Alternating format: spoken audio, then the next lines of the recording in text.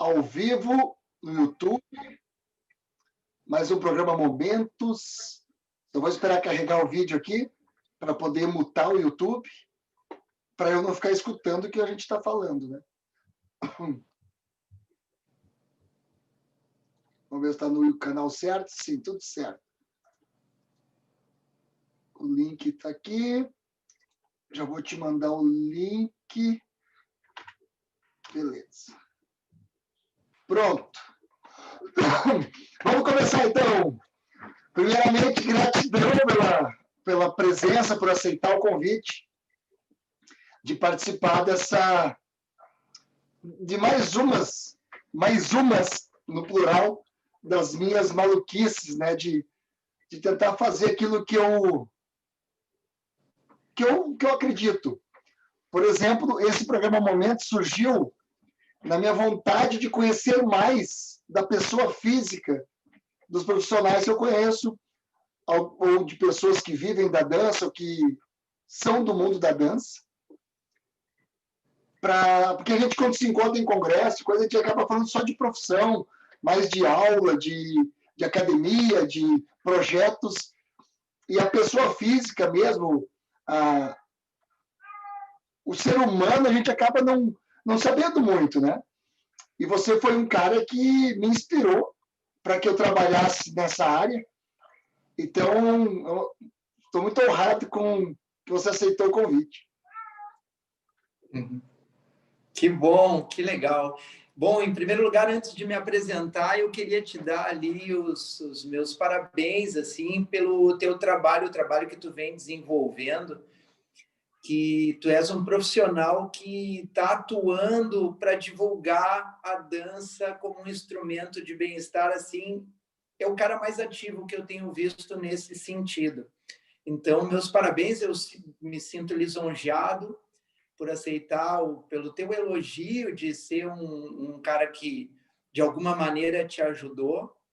E estou muito contente de poder participar contigo desse programa e desse momento. Assim, eu gosto de compartilhar, eu sou uma pessoa muito sociável, então eu gosto de falar muito das minhas histórias, dos meus momentos. Pô, caiu como uma luva. Muito obrigado. Eu sou, para quem não me conhece, eu sou o professor Alexandre Gomes, Alexandre de Aguiar Gomes. Sou um profissional da educação física formado pelo IPA. Me formei em 1992, mas como na época a profissão ainda não era regulamentada, mesmo na universidade, quando eu entrei na universidade em 88, eu já entrei trabalhando com dança, com ginástica aeróbica. E foi uma experiência bem bacana poder trabalhar naquele momento, estudar e trabalhar com dança em academia. Toda a minha universidade eu estava trabalhando e tendo contato com o pessoal da dança na universidade. O IPA era muito ativo. O primeiro curso de ginástica que eu fiz foi no IPA com o Mauro Ghiseline. Depois eu comecei a fazer os cursos com Daniel Schneider e o Anchieta. E a partir daí tu desenvolve também a parte de relacionamento com o pessoal das academias, que no IPA muita gente que fez o IPA trabalhou com dança, trabalha ainda até hoje com dança naquele momento. Então foi muito fértil, né? E eu me sinto uma pessoa privilegiada por isso, né? Que massa, que massa. Tu falou aí do negócio da regulamentação. Como era antes da regulamentação? Porque eu entrei na universidade bem na transição. Eu era acadêmico de educação física quando tinha a campanha, todos usando a camiseta da regulamentação já e tal. E foi nessa transição. E também, quando eu me formei, a gente já ganhava a carteirinha do CREF junto da colação de grau. Foi bem na transição mesmo. Mas eu não vivi esse período antes da regulamentação. Como é que funcionava para as pessoas que trabalhavam com aulas coletivas? Eu comecei em 1988 na Academia La Femme. né? Que era aqui no bairro Cristal, e numa escola de dança da Karen Ruschel, né? Até hoje me dou ainda com o pessoal que eram os meus chefes, vamos dizer assim, né? Naquele tempo, as academias eram em poucos números aqui em Porto Alegre. Existiam poucas academias. A Academia do Bruxo foi a primeira academia que eu acho que ficou mais conhecida aqui em Porto Alegre. Depois, foi a Rosa Pacheco, que trabalhou com bruxo muito tempo, fez a Espaço Ativo, saiu, né? Fez a Espaço Ativo. Academia La Fêmea, aqui na Zona Sul, e depois de 2, 3 anos depois aconteceu o lance da Academia do Parque com o Sérgio Martins e o Rosito, né? Então eram poucas academias, né? Naquele momento não é esse número de academias que existem hoje, né? Então era uma coisa bem familiar, era uma gestão bem de família, uma gestão bem, não vou falar que não era profissional, mas era uma gestão bem caseira, bem simples de academias, né? E os chefes geralmente eram formados em educação física. Eu me lembro, os meus chefes todos eram professores de educação física, e a gente entrava fazendo um estágio, né? Não precisava ser formado na época, né? Então foi uma coisa bem... eu aprendi muito, né? Eu entrei bem verde, até, vou te ser bem sincero, eu dava aula de ginástica aeróbica fora da frase musical, aproveitando só a batida da música. E num congresso, uma professora de Minas Gerais me falou: pô, é muito bacana o teu movimento, mas a tua aula é fora do 8. E eu, como assim fora do 8? Né? E depois a gente começa a treinar o ouvido, né? Então, além desses aspectos técnicos, os aspectos da parte da saúde fisiológicos também a gente foi aprendendo no decorrer da história, né? Então, Sim. A gente pode falar que era uma coisa, né? Da minha parte, eu fui amador naquele momento, né? Mas me tornou o profissional que eu sou hoje em dia, né? Então, foi desafiador e, ao mesmo tempo, olhando para trás, assim, a gente cometia algumas gafes, né? Porque hoje eu não consigo bater o pé fora da frase musical, né? Então era uma coisa bem simples, assim, bem simplória. Existia o compromisso, né? Eu acho que depois, se a gente for falar um pouquinho do meu começo com a prática esportiva, eu sinto, não só no aspecto do profissional da educação física, mas que trabalha com atendimento, mas todos os profissionais de saúde que trabalham com atendimento, no Brasil, acho que deixam um pouco a desejar no estender a mão ao outro, né? Eu acho isso, né?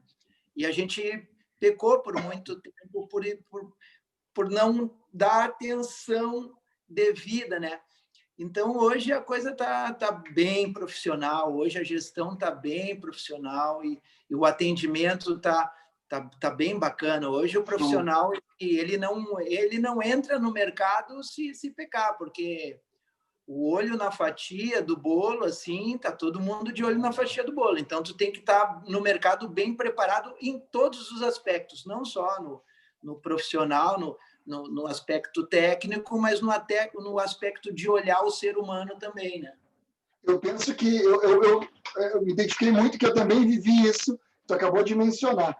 Eu entrei na faculdade, após o primeiro congresso que eu participei, que foi 1 ou 2 meses após ser acadêmico, em 1997. Eu voltei já dizendo, cara, eu vou dar aula disso. E eu estava no primeiro semestre. Eu não sabia que eu ia dar aula disso naquele ano mesmo. E aí o professor abriu a oportunidade, era um trabalho de lazer e recreação. E eu, cara, o que eu vou fazer? Eu falei, pode ser dança? Ele disse, pode. Aí eu peguei 3 músicas e fiz do meu jeito também, sem frase musical, sem nada disso. Simplesmente dancei como eu dançava na balada. Que para nós do Sul chamava-se boate. Nem era balada, né? Vamos para boate. Depois eu descobri que boate é zona. Mas no interior, boate não era noturno. E a partir dali, os meus colegas gostaram e eu fui atrás e comecei a dar aula sem saber. Eu até contei para o Xi até essa. A primeira música que eu dei aula, eu fiz só uma perna, para frente e para trás. A música inteira, Alexandre. Só perninha para frente e para trás, aquele samba de gringo, saca? Só perninha para frente e para trás, toda a música. A segunda música é outra perna. E a terceira juntou as duas. Arrasou, né? Arrasou. E a turma rindo, sorrindo, brincando e amarando.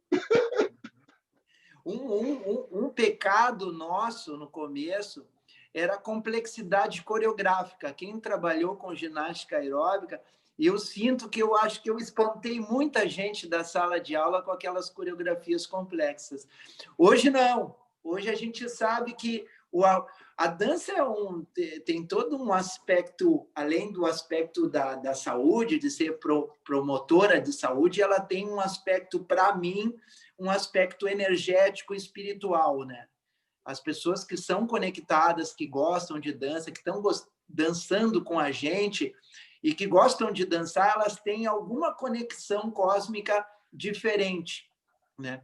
E hoje a gente sabe que a gente consegue alavancar a dança e consegue atingir o maior número de pessoas, não precisa ter coreografia, né, Rodrigo? É dois para lá, dois... Claro, entra uma pimentinha no arroz com feijão, entra, sim, mas o básico, né, aquele... E a riqueza de ritmos e de músicas brasileiros, e não só brasileiros, mas o que tem de música bacana para se trabalhar, para se desenvolver. Então, que instrumento maravilhoso, né?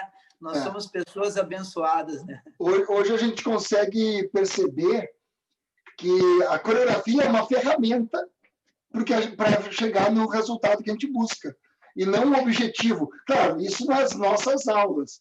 Talvez tenham aulas que o objetivo é a coreografia.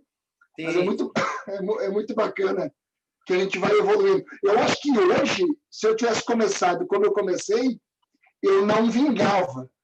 Porque hoje tu já começa com todo mundo te assistindo. Tu já começa com um vídeo na internet, ou alguém vai te filmar fazendo. Imagina sair um vídeo de um professor dando aula fora da frase musical. Né? E o julgamento nas redes sociais iam destruir com a gente. Porque o nosso cérebro foi acostumado a atuar e receber um pouco de crítica para viver num grupo, mas não 10 milhões de críticas, que é o que acontece nas redes sociais. Então, hoje em dia, eu acho que seria muito difícil a gente ter esse início, como a gente teve, né? É verdade. Muito bom. Vamos entrar nessa, já que você falou do seu início, o que te trouxe para a educação física? Antes tu já era atleta? Ou como é que foi a tua adolescência? O que aconteceu para você cair nessa profissão? Cara, foi um grande desafio na minha vida. Eu vou contar aqui uma história que eu acho que eu contei para poucas pessoas, tá? Porque eu entrei no esporte por causa de uma deficiência que eu tive aos 12 anos de idade. Os meus professores da minha escola chamaram os meus pais e comunicaram aos meus pais que eu estava com uma deficiência de aprendizado, né? Quando a professora percebeu isso, ela percebeu num momento de descoordenação minha, que eu fui beber água num bebedouro que tinha na escola e dei uma cabeçada. Ela viu aquilo, até me machuquei, ela viu aquilo, achou estranho, começou a me observar melhor. E, a partir daí, ela via que eu estava com um pouco de dificuldade de aprendizado em outras matérias, português, matemática. Chamaram os meus pais na escola e, tem alguma coisa, vamos fazer alguns exames. Fizeram uns exames neurológicos, estava tudo ok, mas eu estava encolhido, tenso. Eu não conseguia fazer um polichinelo, Rodrigo. Eu não pegava time de futebol, eu não me incluía, eu era um guri tímido. E eu estava tenso, eu estava com medo, né? E depois foi se investigar, eu passei por 2 anos de tratamento numa clínica com psicólogos, né? Com 2 psicólogas, a Berenice e a Luciana, me lembro do nome delas até hoje. Eu tinha 12 anos, uma me ajudava a fazer os temas, né? Fazia alguns exercícios abdominais de alongamento, e a outra fazia alguns trabalhos lúdicos com desenhos, argila, alguns jogos. O primeiro ano só eu, no segundo ano entrou mais um companheiro, o Iberê, me lembro até hoje, o Iberê, depois eu perdi o contato com eles. Mas, para te ter uma ideia, quando eu entrei para fazer o tratamento, eu fiz um desenho de um homem assim, duro, ó, só o contorno dos dedinhos, o cara completamente duro, velho. E depois de 2 anos, quando eu saí, me pediram para fazer um outro desenho. O desenho era uma coisa que eu fazia muito na época. Eu fiz um cara com um kimono assim, né? Daí eu já tinha 15 anos, 14 para 15 anos, continuei na mesma escola, com a ajuda dos professores, tudo. Comecei a jogar primeiro handball, né? Comecei a me destacar um pouco no handball, e o voleibol foi um esporte onde eu me dediquei. Depois eu ganhei bolsa para fazer o meu estudo no 2º grau no colégio americano, jogando voleibol. O colégio americano era um colégio muito esportista, né? Então eu também jogava futebol, praticava atletismo, né? Gostei. Então foi em cima dessa dificuldade que eu consegui explodir para o mundo, porque o esporte me ajudou, entre outras coisas, a sociabilizar, porque eu era um guri que não sociabilizava bem, e me ajudou na minha estima, porque eu estava com a estima baixa. Eu tinha medo, eu era um guri tímido, né? E tu vê pela transformação que eu passei, daí do americano, que era da igreja metodista do lado do IPA, depois passei para o IPA para fazer educação física. Quando eu entrei na educação física, comecei a fazer ginástica aeróbica em academia. Aí foi. Sim, e aí foi. Foi, mas foi em cima de uma dificuldade que a coisa aconteceu, né? E tu pegou, então, tipo, a transição também, porque tudo era aeróbica, né? Tudo era ginástica aeróbica. E como surgiu a aula de ritmos? Como a aeróbica se transformou em ritmos? O grande mestre Anchieta deu esse start para mim, né? Porque o Anchieta tinha o método afroaeróbico com o movimento dos candomblés, né? Eu fiz alguns cursos com ele e achei muito diferente, muito, muito bacana o método dele, né? E era um particular dele, bem bacana. Mas eu comecei a fazer também, eu gosto muito de praia, gosto muito de viajar, e desde cedo tenho família lá em Salvador. Eu comecei a ir para Salvador para curtir o Carnaval de Salvador e Porto Seguro, que tinham as lamba aeróbicas lá na beira da praia, no Axé Moá, né, naqueles clubes na beira da praia. Então, isso quando estourou o axé para todo o Brasil ou antes? Antes do El Chan, antes da Xuxa. Quando eu cheguei em Porto Seguro pela primeira vez, cara, foi em 1992, né? O axé já estava estourado, mas eu tinha passado pelo Pelourinho e na quadra do Olodum antes, né? Porque eu tenho família em Salvador, depois que eu fui para Porto Seguro. E a vivência na quadra do Olodum, cara, é algo mágico. Quem não foi para o Pelourinho, quem gosta disso, de ritmos, de axé, né, de participar do ensaio do Olodum mesmo, né, da batucada do Olodum, não do show, porque tem dias de show e tem oficinas, ensaios, né, entre outras coisas. É fantástico, isso aí mexe com a gente, mexeu comigo. Quando eu desci de Salvador para Porto Seguro, eu estava tocando timbalada, né? Eu fui embora, meu amor chorou. Isso aí em 92, né? Sim. Asa de águia, cheiro de amor. Eu acho que foi o auge. Eu acredito que em 1991, 92 foi o auge do axé. Até aproveitando esse papo, tá um documentário na Netflix que explica. O nome do documentário é Axé. Que legal! Explica o aparecimento do ritmo, a miscigenação de todos os ritmos do candomblé, a quadra do Olodum, o sintetizador, os blocos com mesa de som, Pepeu Gomes, daí aparece Ivete, Daniela, Gilberto Gil, Caetano Veloso, todos dando né, a história, o Luiz Caldas, né, do Fricote, né, que nesse documentário fala que o Luiz Caldas é o cara que misturou mesmo para chegar no axé, que é o axé de hoje, né? Que Mas bacana. Salvador é uma miscigenação de ritmos assim, que hoje mistura o samba eletrônico, do psirico, né? Mistura uma série de ritmos, o ritmo latino com o candomblé, fantástico, fantástico. Fantástico. E quando tu trouxe a lamba aeróbica para o sul, quando tu começou a dar aula de lamba aeróbica? Porque eu te conheci no congresso com lamba aeróbica. Eu lembro que eu comprei o CDzinho no final da aula, e tinha uma montagem que você fez com arte popular, começar, depois já entrava noutra música. Eu lembro de várias músicas que eu usei muito em aulas, porque até aprender a coreografar, as coreografias, no meu caso, eram tudo cópia. Ou eu copiava dos congressos que eu participava, ou aparecia às vezes na televisão, na época do El Chan, que antes, quando era geração ainda, a gente ficava com o videocassete ali programado para no domingo legal gravar as coreografias que aparecessem, para depois usar em aula. Sim.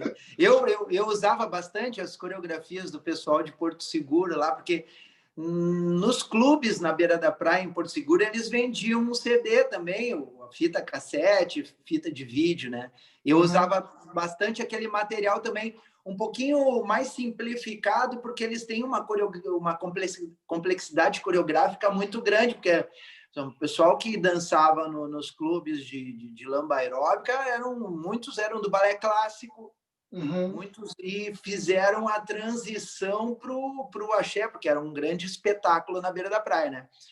Eu acredito que esse congresso que nós participamos, eu acho que foi em 1999, 98, por aí. Por aí, né? Eu lembro de dois. Eu acho que foi um em Porto Alegre e um, não sei se era Capão ou Tramandaí. Acho que era Capão. Em Capão eu também lembro de fazer um.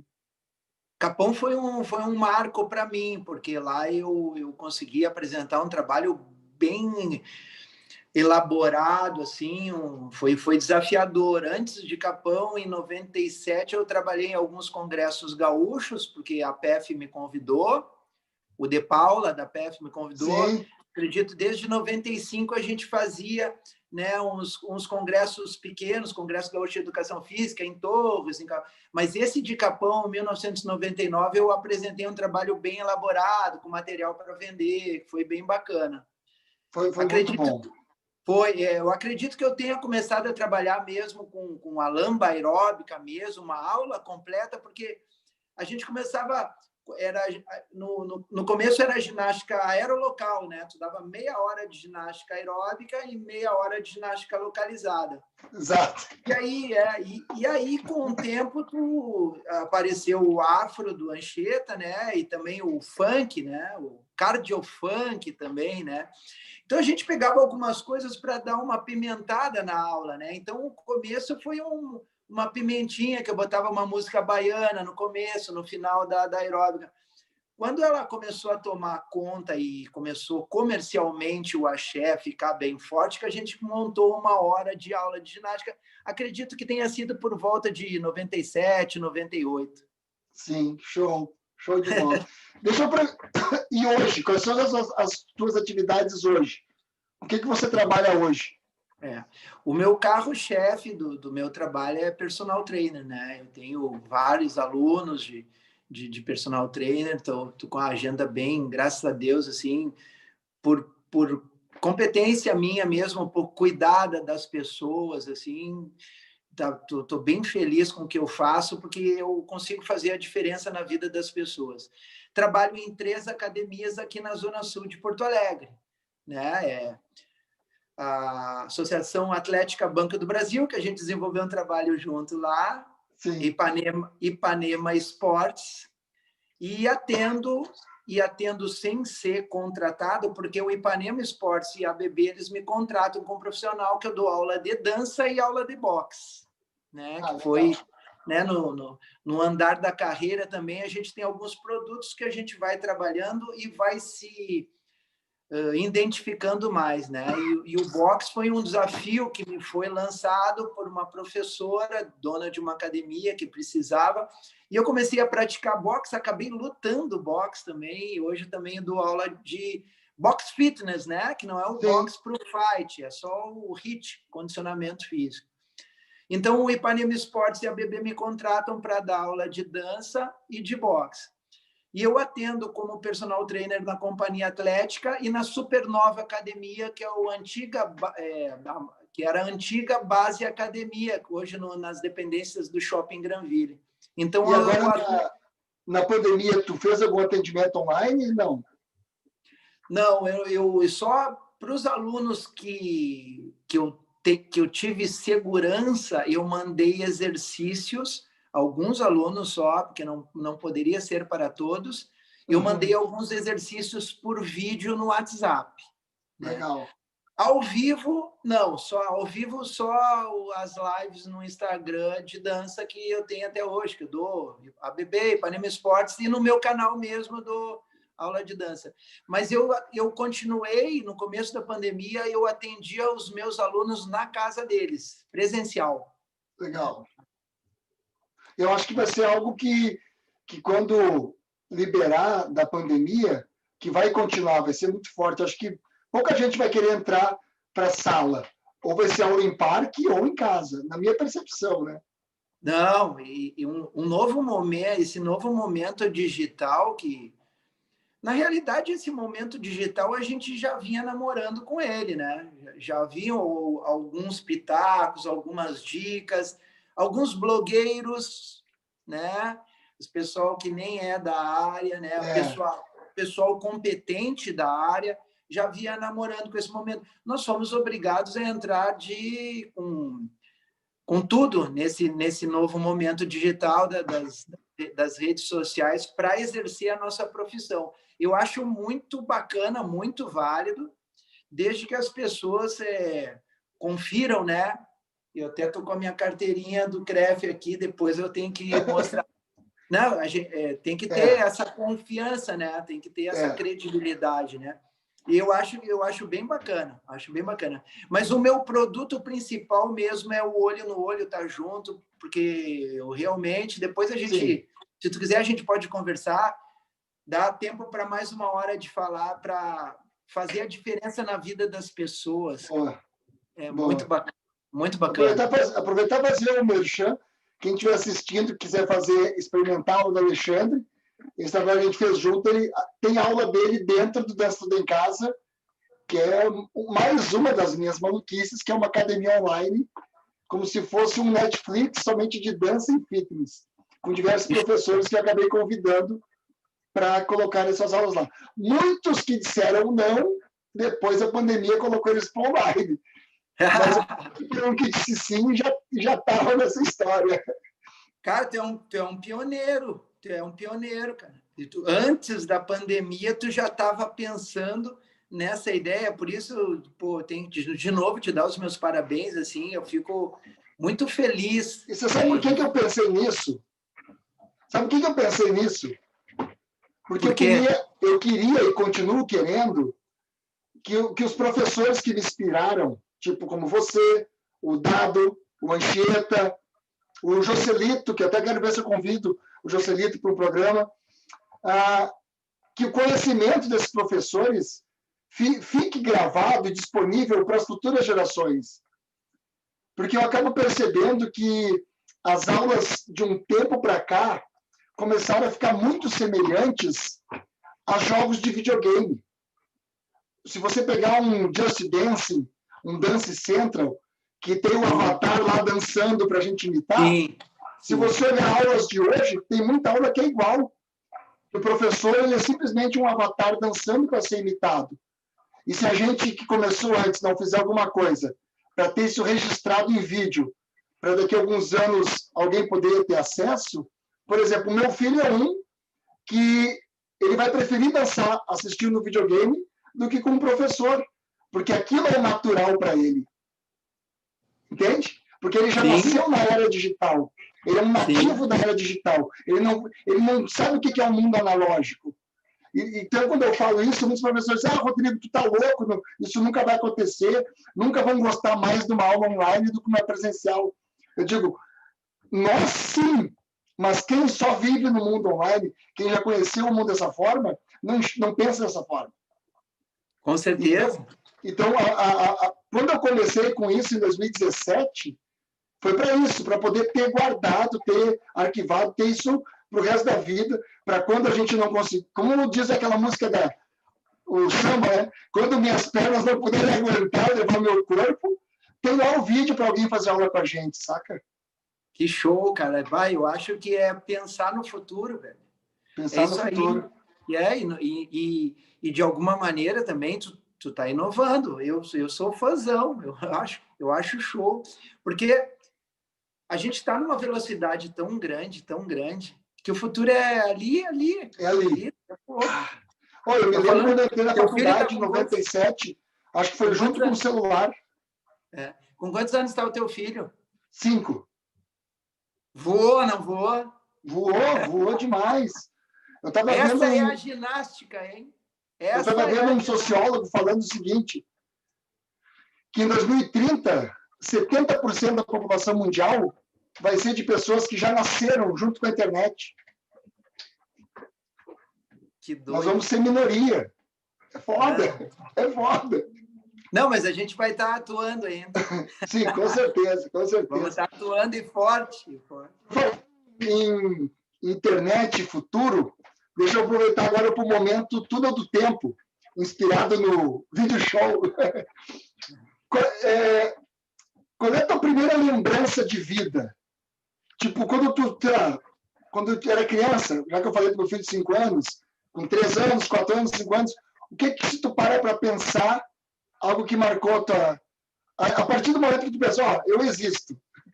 Eu tenho 2 momentos. O primeiro momento foi meio angustiante, porque era eu tomando uma mamadeira, só que eu estava com uma narina entupida e estavam tentando me dar a mamadeira e eu estava me engasgando. Isso é uma coisa que me marcou. Mas Nossa. o primeiro... Foi. Isso me marcou, cara, até agora tem essa lembrança. Eu era um nenê, eu estava num berço. Eu me lembro disso até hoje, eu estava num berço. E eu acho que era a minha mãe que estava me dando uma mamadeira, e só que eu me engasguei, que eu não estava conseguindo respirar direito. Isso aí talvez tenha sido alguns segundos, mas me marcou, né? Sim. Mas um momento com música que me marcou, que foi no mesmo apartamento, olha só que louco. Eu estava sentado na porta da cozinha e um radinho de pilha em cima da pia estava tocando o Stand By Me, né? E eu acredito, que era o Elton John cantando o Stand By Me. Então, aquilo ficou marcado para mim. Isso foi as 2 primeiras lembranças mais primitivas, assim, mais antigas que eu tenho são essas. Assim. Eu era bem nenê. E depois, quando criança, assim, quais eram as brincadeiras? Do que você brincava? Como é que era o de criança? Eu fora da família e dos grupos dos amigos dos meus pais, eu era uma criança muito tímida, e eu não era muito de jogar futebol, porque as crianças jogavam muito futebol. Mas uma coisa que me marcava muito e eu gostava muito, e depois eu tenho até que falar da minha mãe, da importância da minha mãe na minha formação profissional, depois tu me lembra, que tem a ver com atendimento, porque a gente trabalha com atendimento. Mas eu me lembro que os meus pais, eles se reuniam com um grupo de amigos, eu me lembro direitinho, eu devia ter uns 7, 8 anos, e eles cada casal levava era uma grade de cerveja, né? E 1 quilo de batata. Eles se reuniam na casa de um deles lá e faziam a cerveja com batata frita e samba na eletrola a noite inteira. De vez em quando tinha os caras tocando. E eu dançava com a minha mãe agarrado nas pernas da minha mãe, cara, olhando para cima, Martinha da Vila, Bete Carvalho, e eu adorava ir nesses momentos. E depois os meus pais, no carnaval, eles iam também a clube social, né? Que tinha aquele carnavalzinho assim, Sim. e eles me levavam para os bailes, eu e o meu irmão criança, nós ficávamos em cima da mesa, baile de adulto, nós ficávamos em cima da mesa, cara. Isso para mim era tudo. Olha, eles faziam que nem o meu pai e a minha mãe, quando eu enchia o copo de cerveja, a gente pedia, deixa eu tomar espuminha. Também. Molhar o dedo no uísque também. Como é que a gente vingou, né? Você falou ali que até os 12 anos era bastante tímido, depois dos 14, 15, começou a se soltar. Então, como é que foi essa adolescência após os 14, 15? Começou a ser mais extrovertido? Tinha as festinhas de garagem, tinha as reuniões dançantes? Isso aí, cara, começou. Os meninos levavam os refri, as gurias levavam salgadinho. Bem na época disco, né? Anos 70, aparecimento dos embalos de sábado à noite, isso me marcou muito, porque eu já tinha passado. Já fazia passinho? Sim. Até hoje tem a coreografia do John Travolta.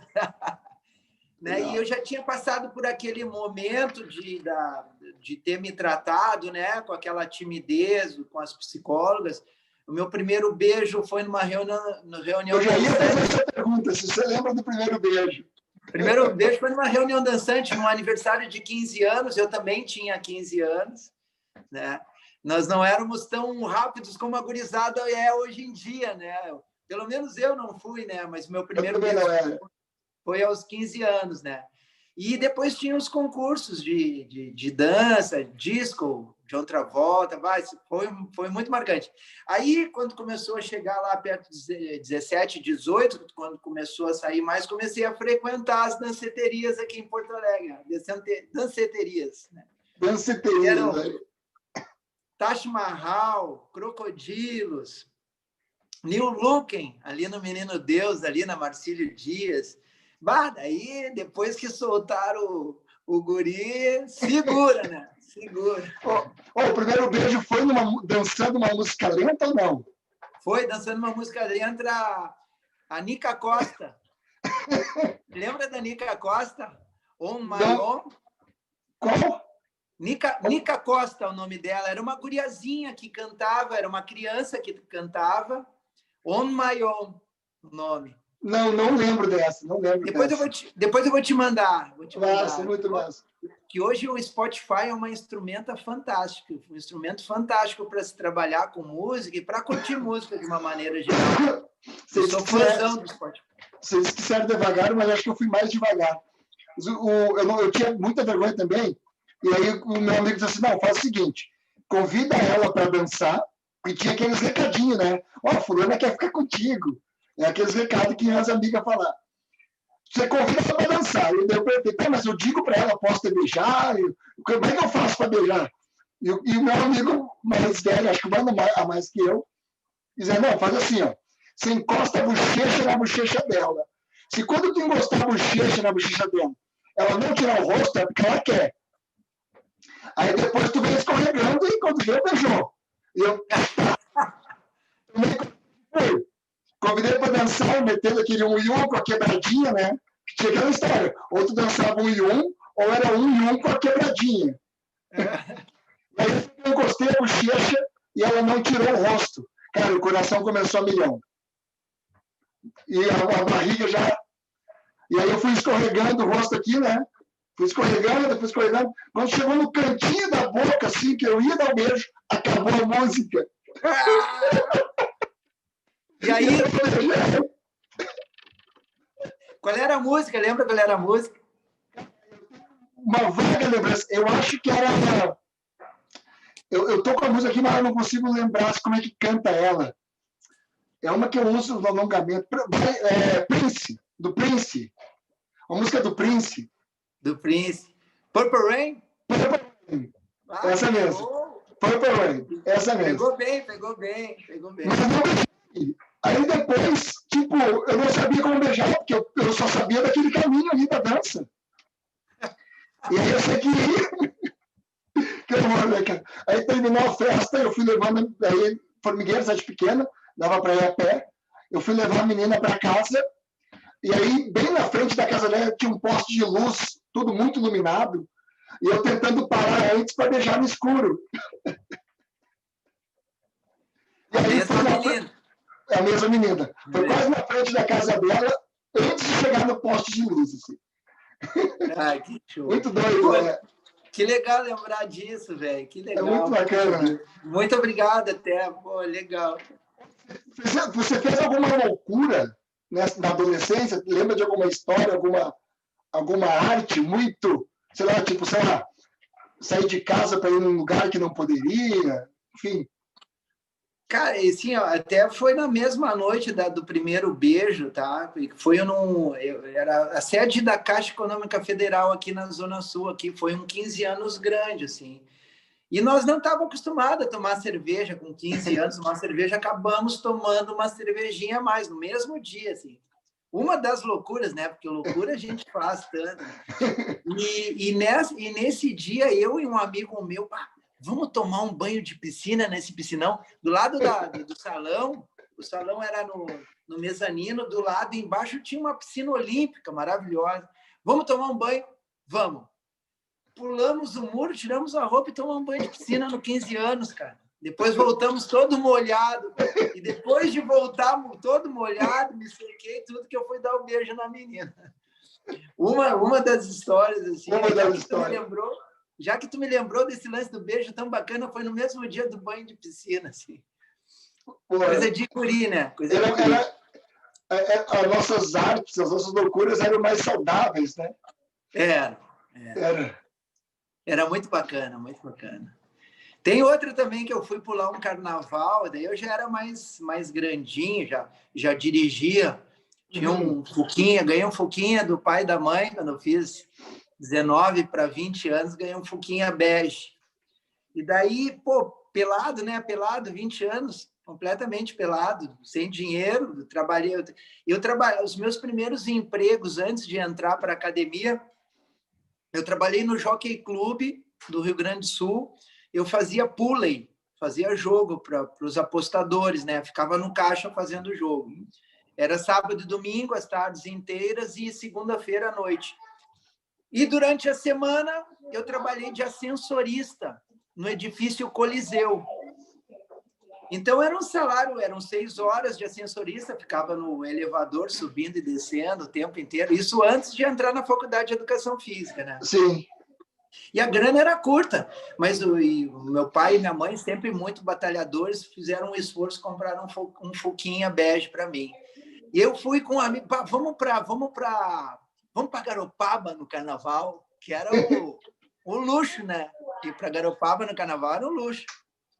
O meu pai e minha mãe sempre nos levavam para acampar em Garopaba desde 78, né? A gente acampava lá. Era bem bacana. Garopaba era completamente diferente. Era a vilinha dos pescadores ali. Era muito legal, muito legal. E tá, mas nós vamos carnaval sem dinheiro para Garopaba. Vamos fazer o seguinte, vamos botar 2 redes, né, no porta-mala, a gente vai e estende uma rede lá, pula o carnaval, estende uma rede, dá uma dormida e depois praia. Qualquer coisa a gente vê uma gurizada lá para tomar um banho numa pousada emprestada. E fomos, velho, fomos. E acabamos pulando o carnaval, eu e esse amigo, que é professor de educação física também, o Jax. Nós pulamos o carnaval na Ferrugem. E tinha um bar Jamaica na Ferrugem, que até acabou pegando fogo. E nós esticávamos a rede e dormíamos na rede, na beira da praia. Olha que loucura, velho. Que loucura. Sim. A gente tem muita coisa em comum. Eu acho que a galera que acaba se identificando com a educação física e com essa profissão tem mais esse espírito aventureiro, né? A gente de fazer as loucuras mesmo sem grana. Vamos que depois a gente dá um jeito. Saudade que tu tem desse tempo de adolescência? Tem alguma saudade? Nossa, que saudade de tal coisa. Cara, saudade um pouco dos anos 80, porque eu dançava muito, cara. Eu tinha feriadão, assim, eu começava a dançar quarta, quinta, sexta, sábado, domingo, ia para as boates. era muito glamuroso, cara, era muito romântico. Eu me lembro que algumas boates tocavam o dance, até Prince, anos 80, Madonna, Michael Jackson, e no finalzinho eles botavam uma musiquinha lenta para tu tirar as meninas para dançar. Foi muito bacana esse momento para mim dos anos 80. Eu curti muitos anos 80, Taj Mahal, Ocidente. Até hoje tem aquela festa dos anos 80 no Ocidente, a Balonê, né? Uhum. Sempre foi muito saudoso dessa época. Não me arrependo de nada do que eu fiz, assim, cara. Sempre gostei muito de praia também, de forrozinho, sambinha na beira da praia, assim, e continuo fazendo até hoje. Então, dançando, eu danço até hoje, não tem muita... nada fiquei com muita saudade, não. Eu curto a vida, assim, sou uma pessoa abençoada, curto a vida bastante, a vida. Até hoje, as coisas que eu gosto, eu faço.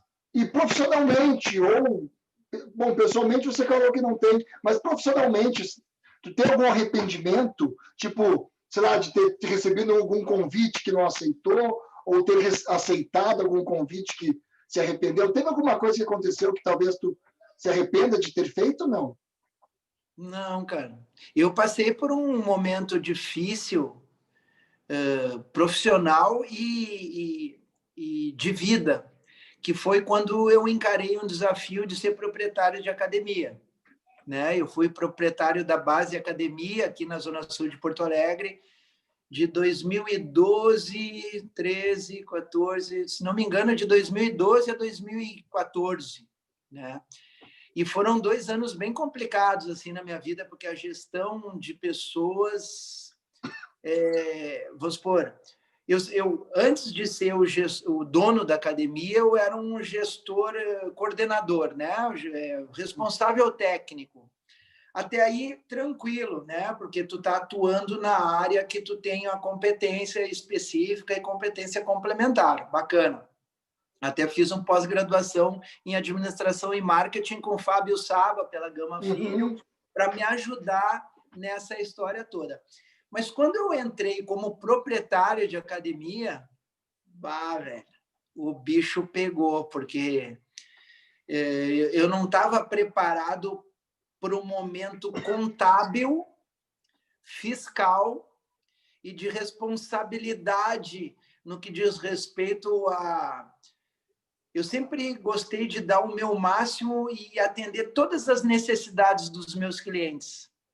E quando tu é um personal trainer, isso fica fácil, porque tu tem as competências e tu ajudar a pessoa, tu tá do lado do teu aluno, mostrando para ele o caminho, né, de dar saúde, explicando para ele a importância dos exercícios, tudo isso fica fácil, tu tá ali atendendo. Agora, quando tu tem que atender 1.200 alunos porque o ar-condicionado está mais quente e a outra diz que o ar-condicionado está mais gelado, e o lance do dinheiro também, imposto, aluguel, estacionamento, manutenção, isso me deixou louco, cara. Me deixou louco. Eu não dormia. O meu telefone tocava, o meu coração disparava. Aí consegui fazer o negócio, me desfiz, né? Consegui vender. Sou amigo dos gestores da academia, dos donos da academia até hoje, sou amigo dele, porque eu trabalho lá com eles. Sim. Numa boa, eu aprendi, né, nesse momento complicado da minha vida, o que eu quero fazer, o que eu posso fazer com competência e o retorno que eu posso dar para os clientes a quem eu atendo, né? Sim. Já que você falou de atendimento, eu tenho uma percepção que a gente gostaria e a gente acredita que a educação física possa ou deveria ser da área da saúde, mas ao mesmo tempo, como tu falou, blogueiros, né? Eu também vejo quem não é blogueiro, vejo profissionais com CREF atuando nas redes sociais, na internet, vendendo fórmulas mágicas, que a gente sabe que não é bem assim. Vendendo, tipo, 5 minutos de abdominal por dia e tem esse corpo, sendo que aquele corpo que ele está prometendo, ele não ganhou com 5 minutos de abdominais por dia. Sabe, essa não sei, não é enganação, porque talvez o que eles falam não é mentira. né? Ele fala que você vai perder peso, realmente tu perde peso, mas talvez não emagreça. Mas e aí isso acaba me incomodando bastante, porque como que a gente vai conseguir transformar a educação física em saúde, enquanto tiver muita gente aparecendo que parece que só enxerga tecido adiposo ou massa magra, e não o ser humano, saca? Exatamente, exatamente. E eu percebo tanto em ti quanto no Dado essa preocupação com a pessoa, porque o físico é um resultado do que como a gente trabalha a nossa mente. Né? Com certeza, com certeza. A gente até conversou sobre isso. A gente tem que se contextualizar. As redes sociais, elas são muito... É um instrumento muito fugaz. Ele é muito glamouroso, ele é muito enfeitado, tem muita purpurina, né? E não é o abdominal sarado, não é o condicionamento físico monstro, não é tu conseguir fazer 300 burpees e 500 apoios de frente sobre o solo. Não é isso, educação física não é isso. Educação física é saúde. E saúde a gente tem que ver o contexto, né? O contexto. A primeira coisa que a gente conversou na live passada até é individualidade biológica, né? Cada pessoa vai responder de uma maneira, né? E eu fico triste, tem dois lados. A primeira é de ficar triste porque a gente é contextualizado e a gente consegue fazer ter um senso crítico em relação a isso. A gente filtra, nós que somos da área. Agora, a grande população não consegue fazer essa filtragem. Muitas vezes eu me sinto enganado por um produto, outro qualquer, que tu compre na internet, né? Tu olha ali, pô, que bacana esse casaco aqui. Aí, quando chega para ti, não é aquilo. Nós, que temos um olhar crítico, né? A gente consegue fazer essa contextualização e olhar os dois momentos, olhar de um outro ponto a história, né? Acontece também na nossa área isso, porque, como tu bem comentaste, e eu concordo contigo, eles estão vendendo uma ilusão ali, né? Não é só o abdômen, não é faça isso aqui que tu vai ficar assim. Tem muita coisa por trás e a gente tem que explicar para o ser humano como é que as coisas acontecem. Uma coisa forte em mim é a verbalização dos aspectos fisiológicos. Adoro fisiologia, adoro anatomia. Um grande mestre meu, professor Aderson, estou sempre junto com ele. Agora ele está na coordenação da INEX, né? Doutor Aderson Loureiro, né? Minha formação na educação física foi com ele na Praxis, então isso acrescentou muito para mim, e também a faculdade de fisioterapia, que eu comecei uma faculdade de fisioterapia. Então, esses aspectos técnicos aí sempre foram muito marcantes para mim. E como tu bem comentaste, eu olho assim, eu fico triste. Mas, ao mesmo tempo, isso aí tem um lado. Porque quem vai sobreviver e quem vai se dar bem mesmo no mercado não é esses caras que estão vendendo um monte de abdominal na rede social. Não, só vender não adianta. Tu tem que desenvolver o hábito, tu tem que fazer com que o teu cliente, aluno, faça aderência da tua ideia e fidelize contigo, né? Aí sim tu vai conseguir fazer o resultado, né? Exato, exato. Tá confuso qual é o papel, né? Nas redes sociais está confuso qual é o papel da educação física, que é o que tu falou, mudar comportamento, privar pela qualidade de vida e, por consequência, quantidade de vida. O emagrecer é uma consequência. O emagrecer é o papel do nutricionista. A gente contribui nesse emagrecimento, né, do endocrinologista. O nosso é saúde, mas... eu não lembro o nome dela. Eu vi uma pessoa passando um treino em cima de 2 tijolos. Era um tijolo de 6 furos e outro de 6 furos. Ela ficava em cima do tijolo de 6 furos, saltava para frente, agachava, e depois ela saltava de volta para cima dos tijolos, saltava para trás e agachava. E em nenhum momento nesse vídeo tinha assim, ó, se você nunca fez aula na vida, não faça isso, pelo amor de Deus. O que tinha na descrição do vídeo dela era assim: se você for iniciante, faça apenas 3 vezes de 10, e não como está no vídeo. E é o que tu falou, a pessoa que assiste aquilo ali, que nunca fez aula na vida, nunca fez nada na vida, pode ter a inocência de querer imitar. Uhum. Imagina tu ter a consciência corporal de saltar e cair com os pés em cima, certinho dos tijolos. Meu Deus! Não é comum. Não, eu nunca fiz, mas eu acho que nem eu consigo. Eu acho que nem eu consigo. Eu lembro se na aula de step, às vezes, a gente não pisava o pé inteiro no step.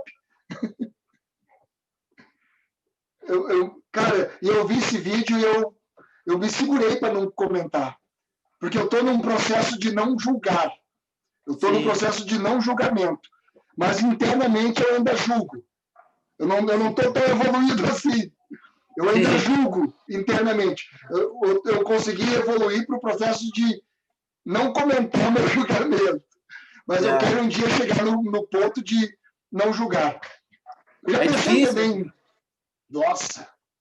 Eu já pensei até que poderia ser bom esses caras que vendem esse tipo de produto, porque através desse produto talvez ele consiga incentivar alguém a começar esse sedentarismo. Já passou esse pensamento. Mas depois eu me dei conta que, pelo contrário, se ele consegue convencer alguém a fazer por essa falsa promessa, talvez essa pessoa que não atinja o que ele prometeu pense, eu não nasci para isso. E nunca mais faça aula com alguém que pudesse realmente transformar a vida dela. Então, assim como eu já pensei que era bom ter esses caras fazendo isso, hoje eu penso que não é bom. Não é, cara. Eles estão fugindo da essência da nossa profissão, cara, que da área da saúde, que é aquilo que eu ia te comentar, que é o lance do atendere. Atender vem do latim, vem de estendere a mão, né? Então, a nossa essência é isso, cara, é estender a mão, ajudar as pessoas a ter saúde, porque o mundo de hoje é um mundo sedentário, cheio de tentações na parte do... Até eu conversei, não sei se eu vi que tu estava presente lá na live minha do Dado, os prazeres, o comércio de indústria alimentícia, os prazeres, isso aí, a obesidade infantil. O que é a obesidade infantil? Né? Então, as pessoas ficam muito perdidas nessa área da saúde, sedentárias, e a gente está aqui para ajudar, para estender, para atender. A essência da nossa profissão é atendimento, cara. É atendimento. Né? E até eu tinha comentado no começo que eu ia te falar sobre atendimento. Isso. Tudo que eu trago em respeito a atender e a respeitar e a fazer um outro olhar para o ser humano, eu trago da minha mãe. Porque a minha mãe, minha família, desde criança, falava para mim, o cara que atende bem, o profissional que atende bem, tem 2 momentos. Ou ele atende bem, ele traz isso de casa, na sua personalidade, a preocupação com o outro. Tu sabe que tem um monte de gente que se preocupa.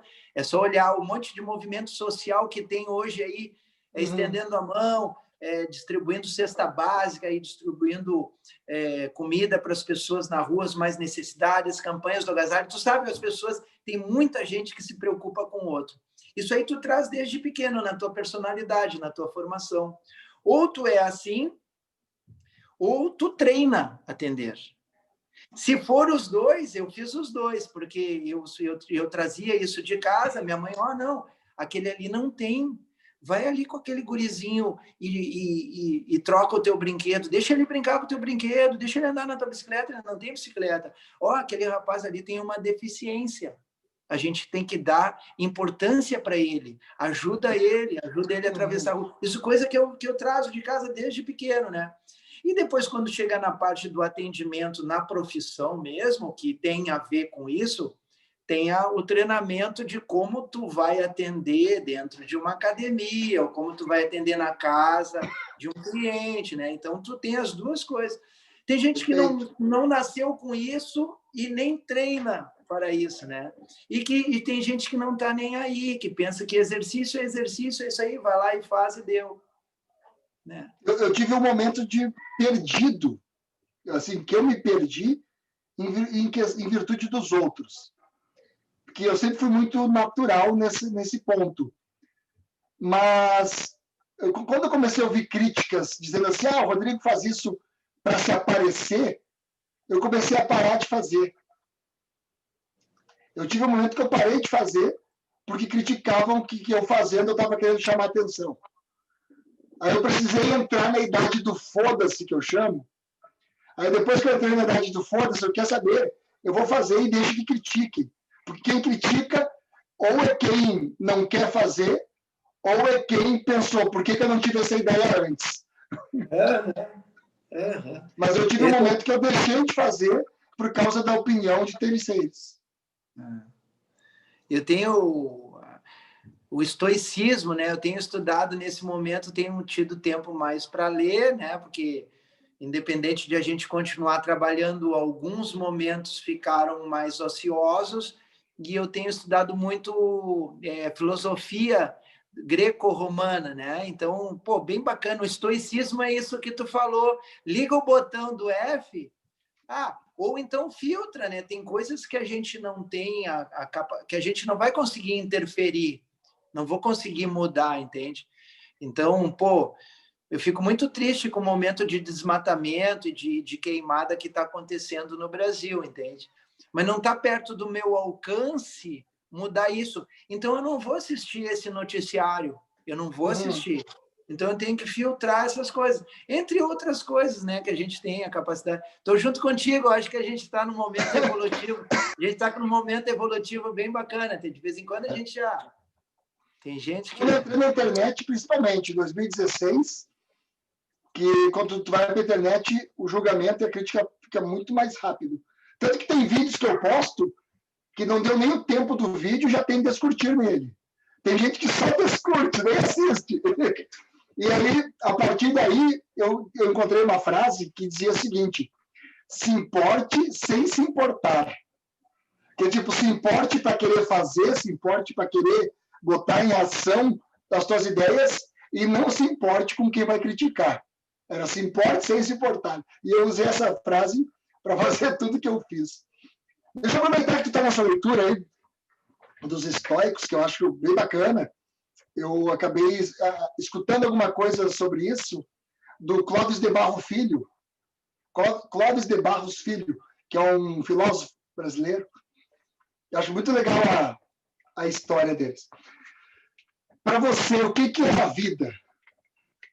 Saberia? Não nos livros. O que tu pensa sobre a vida? O que é a vida? Cara, eu dou importância muito grande para a felicidade, cara. Eu sou uma pessoa realizada, sou feliz. Eu encontrei, tudo que eu faço, desde o primeiro momento de manhã, eu acordo super cedo, né? Eu acordo 4h30, 5 horas, faço algumas orações, tenho um momento de silêncio. Passou o momento de silêncio, 2 xícaras de café preto, eu já estou louco para ir para academia para treinar, cara. Eu adoro fazer musculação. Adoro fazer musculação. Então, pô, eu estou num momento que eu adoro o que eu faço. Estou planejando, tem todo um planejamento de vida em cima de como eu quero parar, né? Onde é que eu quero estar daqui a 10 anos. Está tudo se encaminhando bem para essa história, e a educação física nunca vai sair da minha vida. O trabalho com a educação física é maravilhoso. Então, eu prezo muito pela felicidade. Eu curto cada momento da minha vida, cada momento do meu dia. Vai ser difícil de tu me encontrar meio ruim. E esse lance da felicidade, tem alguns... como chegar... Tem um fator fisiológico, né, de neurotransmissor, né, que tem a ver também com um momento quântico, porque a realidade de cada um, né? Então a gente tem que respeitar a realidade das pessoas. Eu fui uma pessoa abençoada, mas assim, tu tem escolhas para fazer na tua vida, né? A vida é cheia de caminhos, cheia de escolhas, né? E nessas escolhas que tu faz, a gente tem que... Eu aprendi isso com o budismo. A gente tem 4 potinhos que a gente fica primando para eles estarem cheios no teu dia a dia, na tua semana, no teu mês, no teu ano. Que é o potinho do relacionamento, o potinho do trabalho, o potinho da saúde e o potinho do saúde, trabalho, relacionamento e dinheiro. Que o dinheiro ele não está diretamente relacionado com o trabalho, porque tu pode trabalhar com o que tu quer, como eu, e não ser rico. Eu ganho para o meu sustento ali, para planejar a minha vida, e era isso, né? Então, são 4 potinhos diferentes. Tu focar nesses 4 potes, né? As tuas orações, pô, o meu relacionamento não tá legal. Então, de manhã a gente acorda no silêncio absoluto e fica pensando, qual estratégia, o que eu vou fazer para melhorar o meu lance do meu relacionamento, né? E fica ali até aquele potinho tu coordenar. Quando os teus potinhos estiverem todos cheios, tu pode dar esse lance da felicidade, cara. Pai, a felicidade é tudo para mim, assim. Eu gosto muito, talvez até porque a nossa profissão é de estender a mão, de ajudar o outro, né? Então, eu tenho muito retorno com o que eu faço, assim, e é um retorno muito bacana. As pessoas que me dão retorno, feedback, tu olha assim que é de coração. Pô, Alexandre, que bacana. Pô, muito obrigado. Pô, que legal. Então, pô, eu sou tudo de bom, feliz. Sempre tem um pedacinho do ano, que é em fevereiro, que é a cereja do bolo em fevereiro, né? Que eu vou para a prainha, porque o profissional da educação física, o personal, trabalha sábado, domingo e feriado, né? Então, a gente não tem muito descanso. Claro que não é um trabalho como durante a semana, aquele trabalho começa às 6 da manhã, vai até às 6 da tarde. Sábado, domingo, feriado, então dificilmente eu saio para viajar, assim, mas fevereiro eu tenho o meu sul da Bahia, o meu Salvador, que é a cereja do bolo do ano. Daí a gente começa a planejar para... Eu sou uma pessoa muito feliz, muito contente com tudo. Eu penso nessa parte não da Bahia, mas eu penso, quando eu posso tirar algumas férias, eu quero ir para um lugar que eu sei que não vai chover. Sul da Bahia, fevereiro. Olha, eu fui uma vez no Lodum, mas eu não fui como o Rodrigo. Eu fui com o meu personagem de humor, o Fachudo de Formigueiro, que é um gauchão, só para fazer conteúdo para o Fachudo. Cara, foi sensacional. Foi demais. Que legal, velho. Muito bacana. Porque era um gauchão lá no meio do axé. Que show, velho. Muito bom. Deixa eu fazer uma outra pergunta. Claro. O que é a dança? Ou o que é dançar para você? Não é uma definição, não é o conceito dos livros. É o que é a dança ou o que é dançar na tua percepção, a tua teoria sobre isso. Tá. Eu até já falei com o Dado sobre isso, né? Numa outra live que a gente fez no começo da pandemia.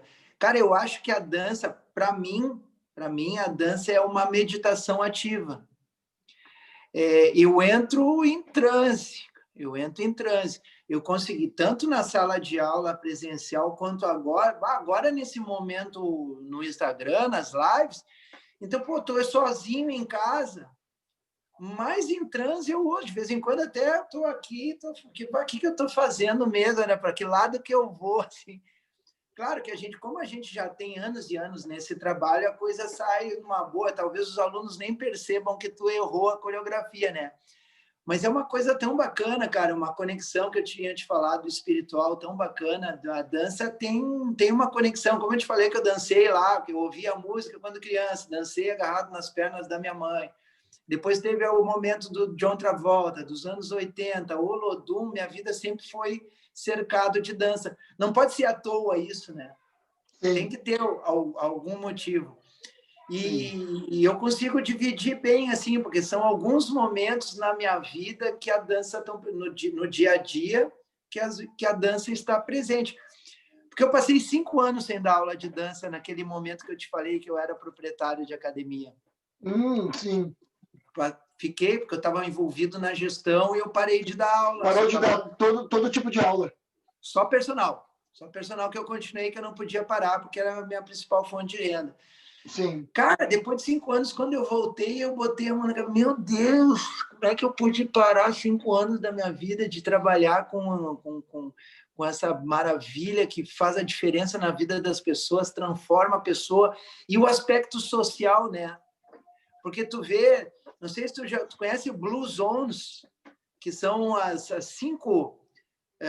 6 zonas no mundo onde o pessoal é mais longevo. Não. O aspecto social é Okinawa, no Japão, tem na Itália, uma ilha da Grécia. Aqui em Veranópolis também tem uma longevidade bem grande, mas é um livro, Blue Zones, né? E quais os hábitos que essas pessoas tomam? Hábitos alimentares, hábitos de exercício, e o que elas fazem para se tornar tão longevas assim. E o relacionamento social é um que aparece em todas essas comunidades. Tu tem que ter com quem trocar ideia, tu tem que ter com quem conversar, tu tem que ter com quem confraternizar, tu tem que ter com quem... E a dança é um instrumento maravilhoso, cara, maravilhoso. Eu estou aqui dando live no Instagram, as gurias estão falando ali entre elas, ali conversando entre elas, já que não dá para ir para a sala de aula agora, elas estão, oi, que saudade de você, oi, Laís, oi, Cris, oi, isso, aquilo. Tu vê, né, cara? É um instrumento fantástico, né? Eu costumo dizer que a dança é o último grau da escala evolutiva. Eu digo que primeiro a gente rola, rasteja, senta, engatinha, fica em pé, caminha, corre, pula e, por último, dança. Que show! Que quem não dançar não evoluiu o que poderia ter evoluído. Né? Claro, depois eu faço a brincadeira, tenho flutuar, mas como até hoje eu não vi ninguém flutuando, não vale. Que legal, que massa isso, velho. Porque se tu para para pensar, né, a gente passou por todas as etapas. Tem alguém que para no pular e não se permite dançar. Não sei por quê. Eu tenho uma última pergunta, que é para o meu aprendizado. Tá? Aí depois a gente finaliza perguntando sobre seus projetos futuros. Eu estou como tu disse, a gente está num processo evolutivo, né? Eu estou num processo de muito autoconhecimento. E eu já mudei muito nos últimos 5 anos. 4, mais precisamente. E aí eu comecei a perguntar para todos os meus convidados aqui no programa Momentos, que é um momento autoajuda, onde vocês me autoajudam nesse meu autoconhecimento. Que é qual é a percepção, quem é o Rodrigo Scherer na sua percepção. Eu quero entender como as pessoas me veem, para ver se elas estão me vendo como realmente eu sou, ou se eu estou mostrando alguém que eu não sou. Uhum. Então eu faço essa pergunta: quem é o Rodrigo Scherer na sua percepção? Pô, que show de bola. E eu te reencontrei, foi numa festa de Réveillon esse ano, né? E assim, eu tava babando pelo que tu tava fazendo. Até que chegou uma hora, o Dado chegou para mim, é o Rodrigo, cara, é o Rodrigo. Cara, eu não acredito, o Rodrigo. E aí tu nos chamou para participar. Cara, eu tava babando com aquilo que tu tava fazendo, cara, fantástico. Eu tava me vendo ali, o que eu era há um tempo atrás, né? E assim, o lance assim que eu achei mais legal, que eu tenho que te acompanhar, depois tu procurou para desenvolver aquele projeto da tua academia virtual. Mas uma coisa assim que Opa! Caiu o vídeo. Deu. Tá. Uma coisa que eu acho muito bacana, assim, que eu tô adorando em ti, que caiu a ficha agora, no começo é o lance da inovação. Porque a inovação, todo mundo fala em inovação, inovação, inovação. Inovação é um olhar para o futuro, né? E tu falou de gerações mais novas, do pessoal que está chegando agora, que já chegou no digital, e nós, que fomos no momento analógico, nem analógico, antes do analógico. Né? Antes do analógico. Eu acho que a inovação é justamente tu juntar essas duas partes, cara. Tu ter esse olhar, eu acho fantástico essa ideia. Pena que, assim, pelos meus projetos que eu estou tocando, meu trabalho, eu não consigo participar tanto, assim. Mas eu acho que se eu fosse... Eu já estou te admirando desde o começo que eu te encontrei ali naquela festa, né? Porque eu não tinha tido mais contato contigo desde então. E essa parte de inovação, se eu fosse te falar alguma coisa sobre o Rodrigo profissional, eu ia falar inovação, né? Eu acho que tu tem que continuar nesse caminho aí que já é de sucesso, mas acho que bomba, cara. Acho que vai bombar mais Obrigado, ainda. Vai obrigado. bombar mais ainda. Oh, foi muito legal nessa festa que a gente estava fazendo. Acho que antes de começar, o Dado foi lá cumprimentar, foi junto. Acho que antes de começar a animação, né? Antes da animação, vocês foram até o palco e a gente se deu oi e tal, mas até ali eu não tinha me tocado que tu era quem tu é. A gente cumprimentou e tal. Aí depois eu fiz a Anitta aquele dia ou não? Anitta? Eu não lembro se eu fantasiei de Anitta ou não. Ah, fez, Anitta fez. Fez Anitta, fez Sidney Magal. Sidney Magal tu faz também, né? Sidney Magal fez também. E daí nós fizemos o Menudo. Exato, exato. Não, e aí na hora da... vai rolando a animação, é a mesma coisa do dançar, a gente entra em transe, né? Todas as nossas células, todo o nosso corpo fica focado no que está fazendo. Então, tem muitas coisas que eu faço ali que depois eu não lembro. E daí eu lembro que quando chamamos o pessoal para fazer o Minutos, e aí chamei vocês, e veio outros três, mas até aquele momento eu não tinha te reconhecido. Tu estava de barba? Isso, estava de barba. Estava de barba e eu não tinha te reconhecido.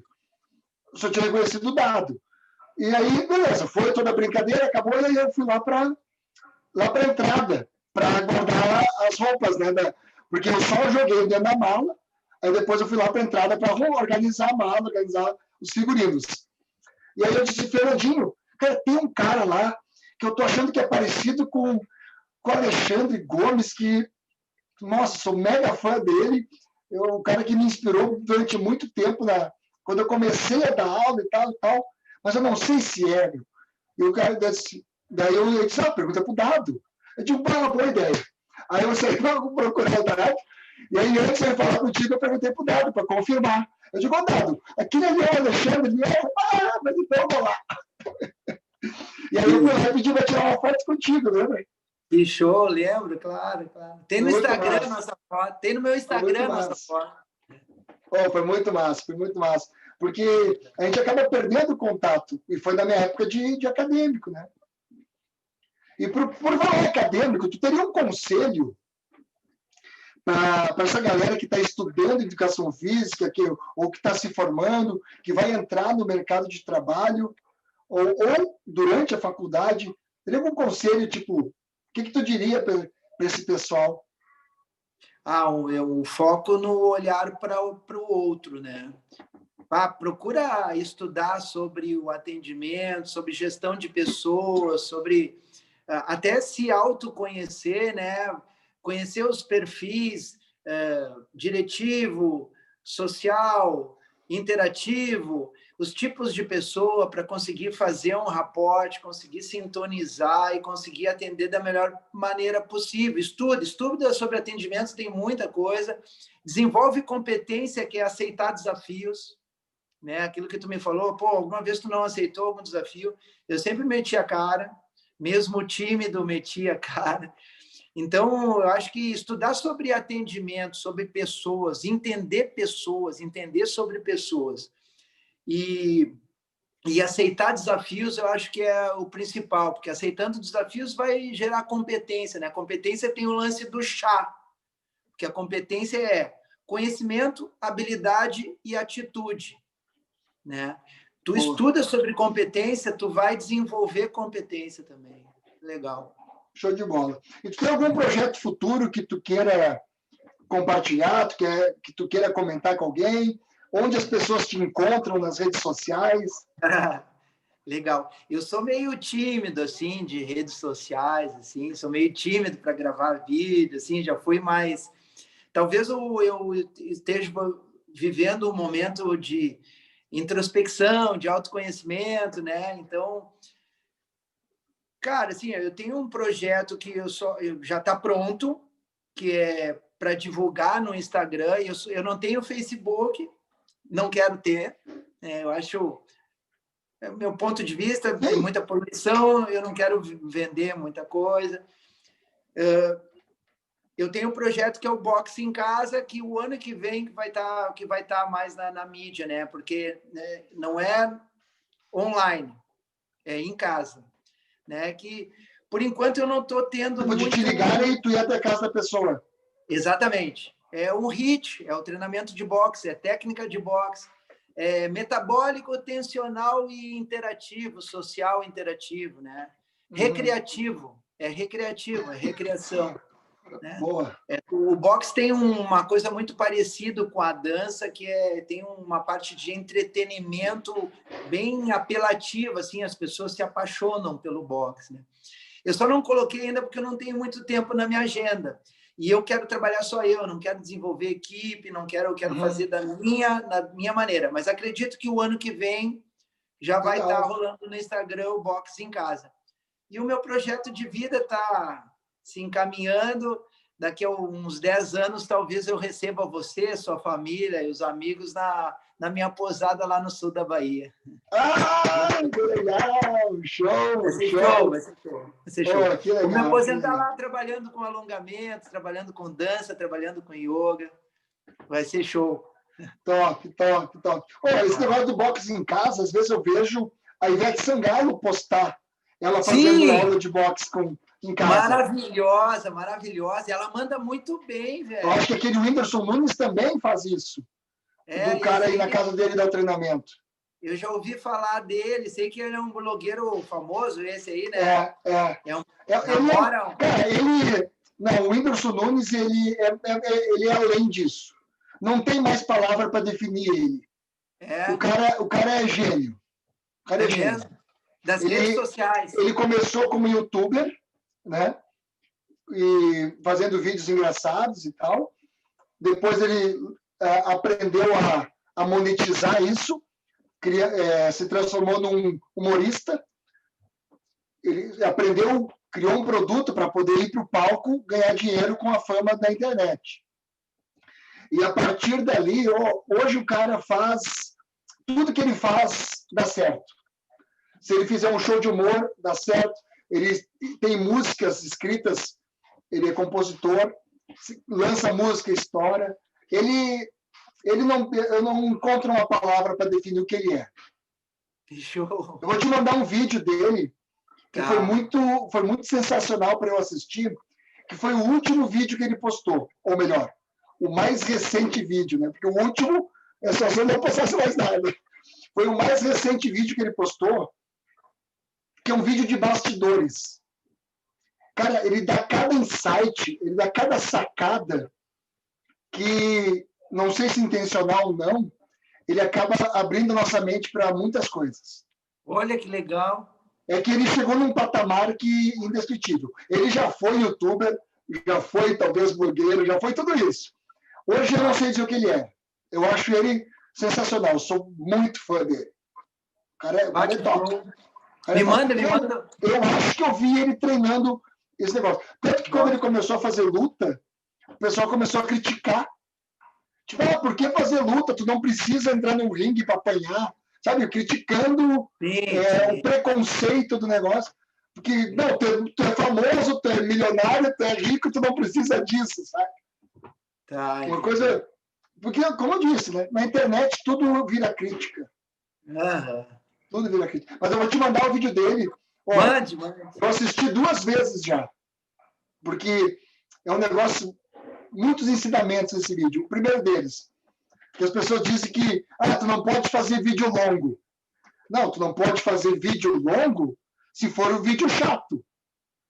Porque tem filmes que são longos e tu assiste o filme inteiro. Tem um monte de coisa que tu assiste que tem 1h30, 2. Agora, se for um vídeo de vendas chato, óbvio que não vão ver.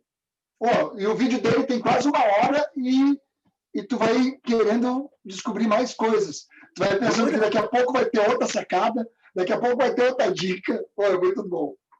Que legal, velho. Me manda depois. Vou te mandar. Eu vou te mandar a música da Nica Costa, que foi a música do meu primeiro beijo. Boa. Diz aí qual é o Instagram para o pessoal que quiser fazer aula contigo ao vivo. Alexandre de Aguiar Gomes. Alexandre de Aguiar Gomes.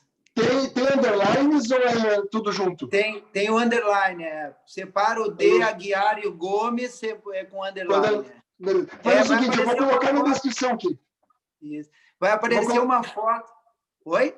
Pode falar. Vai aparecer uma foto, uma cara minha, assim, com uma foto de óculos escuros, meio assim, de lado, assim. Lá no Arraial da Ajuda, lá em Porto Seguro. Boa. Eu vou colocar na descrição do vídeo aqui o @ do Instagram do Alexandre. Legal. A minha aula mesmo no meu Instagram é segundas e quartas. Opa! Aí o vídeo aí. Minha bateria está indo para o espaço. Sim. Segundas e quartas, às 17 horas da tarde. Show de bola. Irmão, gratidão por esse bate-papo, por eu conhecer um pouco mais a tua história. Fico lisonjeado por poder participar contigo. Cara, parabéns pelo teu trabalho. O que tu precisar aí, que eu possa te ajudar, tu pode contar comigo. Muito obrigado pelo convite. Que seja uma semana aí maravilhosa, um final de semana maravilhoso para ti e para tua família. Saúde, paz, sucesso. Muito obrigado mesmo, velho. Digo mesmo. Que precisar, prende o grito. Valeu. Grande abraço. Tchau, tchau. Beijo.